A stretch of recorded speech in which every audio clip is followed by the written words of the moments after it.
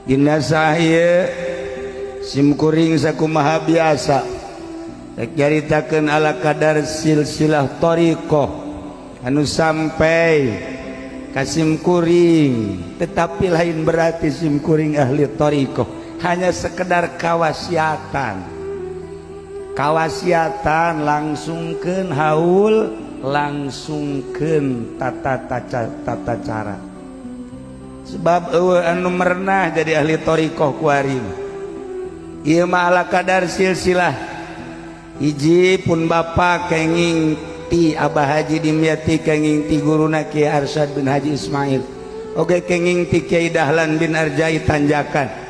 Kiai Dahlan kenging ti Kiai Husein Carita, Ki Husein kenging ti Kiai Asnawi Caringi, Kiai Asnawi kenging ti Syekh Abdul Karim, Syekh Abdul Karim kenging ti Syekh Ahmad Khatib Syambas, Syekh Khatib Syambas kenging ti Syekh